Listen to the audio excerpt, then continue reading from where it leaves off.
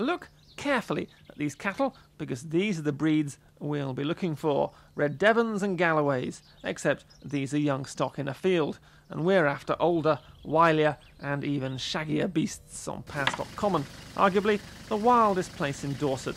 285 acres of woodland, scrub and pasture owned by Dorset Wildlife Trust. The Trust's new stockman is Ashlea Kirk. Got a group of 20 steers out here. A lot of them are Galloways.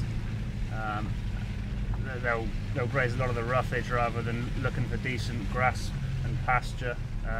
Help us control a lot of the weed species and encourage the flowers and obviously the nature to carry on growing as it should and thriving as it should. So just coming out here, hopefully every day if I can fit it in, but certainly every other day, just to come and check these beasts and make sure everything's okay. How difficult are they to actually find? Yeah, it's a fair job to try and find them on this terrain. I spend many hours trying to find them. It's a fun challenge, but it's also very important. Got to make sure that we're keeping on top of them, pick up anything that's wrong with them then quick enough. And we've been very lucky so far. Not a lot of problems.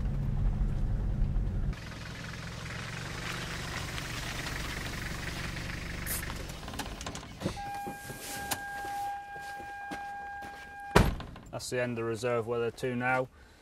They have been here eating a lot of sedge, but I can't see them here today, so I should imagine they've moved on. So we'll check the fence here and we'll go and see if we can find them somewhere else. So you're touching that now, are you? Yeah. And doesn't it hurt? No, it doesn't hurt. Why? I got rubber boots on, so I'm insulated from it. I can feel it, but it doesn't hurt. It doesn't hurt me. For an animal, they haven't got the insulation, obviously, of rubber boots, so when you've got 4 points to the ground, it's got a fair bite to it. What we'll do is we'll go up to past this gate and we'll drive down the railway, which is a track like this. It was just off the railway. I was on a chainsaw course end of last week, and they were there, so we'll drive down and see if they're in that area still. This is the old railway line that runs through Powerstock and eventually ends up at West Bay.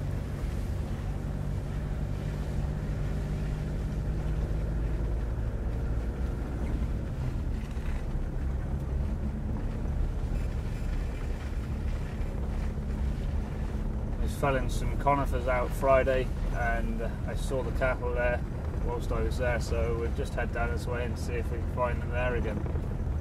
And you said before they were eating the conifers? Yeah, they're very interested in eating the tops of the conifer trees. Yeah, they really do like a variation of diet, and certainly not just grass. Conifer trees is quite unusual, isn't it? Yeah, I've not come across it before, but I was intrigued just how interested in it they were.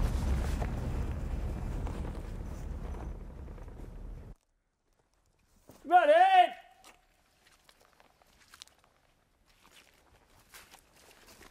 Run!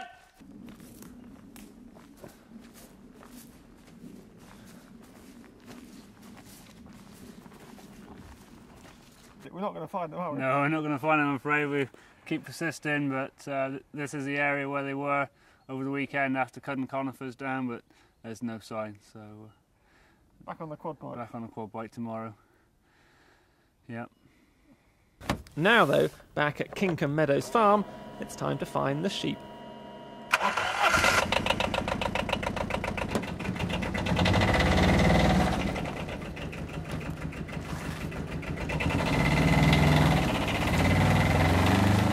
But apart from the fun of tazzing round on a quad bike, what makes Ashlea want to farm for Dorset Wildlife Trust? Grew up so between Dorchester and Blandford, on a big dairy arable farm. Dad's a farmer as well, so yeah, farming's in the blood. Spent every spare minute after school in holidays on the farm. So yeah, I learned everything alongside the old man, and went to college after school, spent 3 years at college and worked ever since. Well, old man likes to run farms traditionally, and I can express it here and work like that. And to be able to manage a place and run it how I want, that sort of way, especially at my age, is an opportunity in a lifetime. Animals, if you can't keep animals to a high standard, don't keep them at all. They've got to be looked after, checked daily, fed and watered, bedded properly, and as soon as there's an illness or a problem, it needs sorting out. You can't just carry on leaving things and letting animals suffer, which I'm afraid some people still do. Yeah, but not here. Not here. No. They must be here somewhere, mustn't they? Yeah, they're here somewhere. We'll have a lot more luck finding these, but we graze them in such big areas. We don't just graze them in single fields. For a wildlife purpose mainly, we'll extensively graze everything in big areas, so they won't ever overgraze and poach an area. So there is a fair task trying to find animals. Yeah. But we are going to find them even in this mist. Yeah, we'll find them in this mist. It might take us a minute or two, but we'll find them. Will he be right? Surely he must be. And yes, so it proves. On the furthest edge of the furthermost field, in the rain and the mist, there they graze. We've got a load of ewes here. The breed of these mainly Beulah Speckleface. These are all in lamb ewes. It'll be lambing sort of end of March. So they'll graze here for a bit longer, and then I'll take them up to a smaller paddock near my house, so I'll keep an eye on them while they're lambing. I'll try and lamb them outside. I'll mother them up in pens, and then they'll hopefully come back out here with lambs at foot in the spring, which would be nice to see. Hopefully the weather will be a bit nicer. I hope so too. The weather is why lots of cattle are kept inside at Kingcombe Meadows farm at this time of year, and by now they're pretty accustomed to the Trust's routine.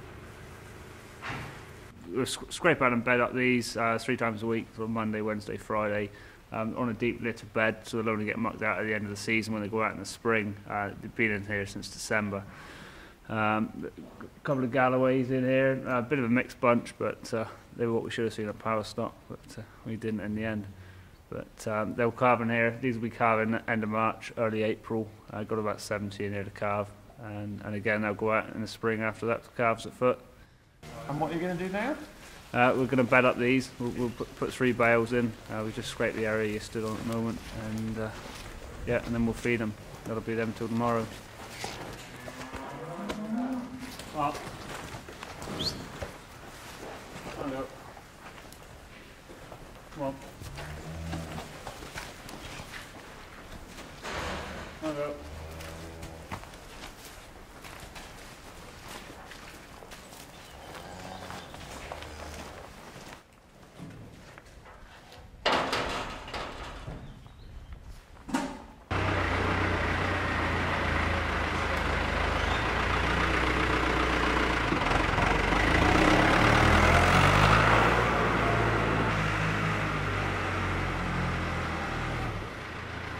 Driving the tractor is Dorset Wildlife Trust warden Ian Geddes.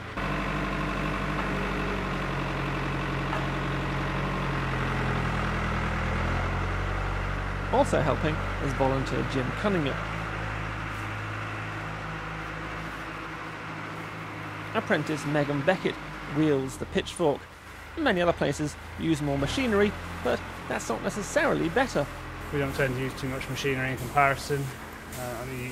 You get straw choppers, you just feed a bale in with one tractor, you spread it with another, but that's alright till you get wet bales which get blocked up. You get a lot of stony bales. You're firing stones into the barn with the cows. It's not fun. So it's a labour intensive way compared to some this is, but gets the job done. Tell me how heavy these things actually are.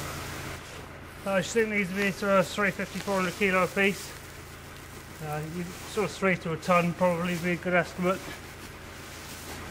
So it's really quite hard work shifting them then. It looks it. I guess you're warm.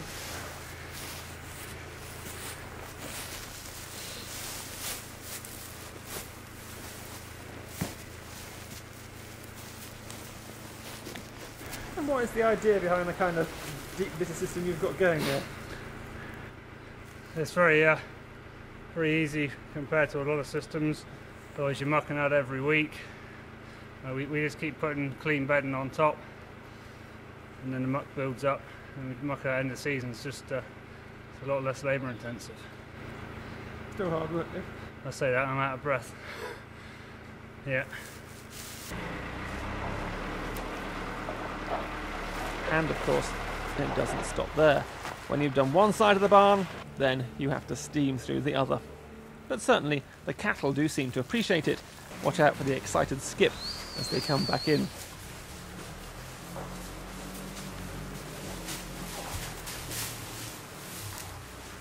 After that, it's time to bring in the haylage.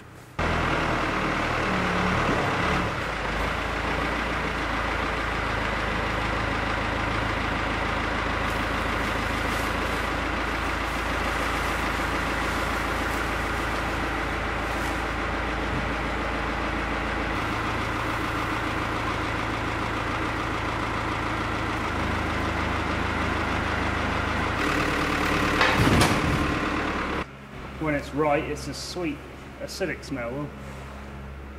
Not too sweet. You get it too sweet, too much acid in it. This is lovely. It's dry. It's not wringing wet. Soft, real soft touch. I love that. And they do.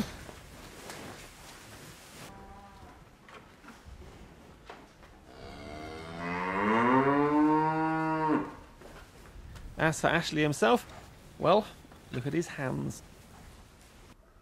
That's hands at the end of the day's farming. Hard, rough, certainly muddy. Do you like it really? Well, yeah, you've got to do, haven't you?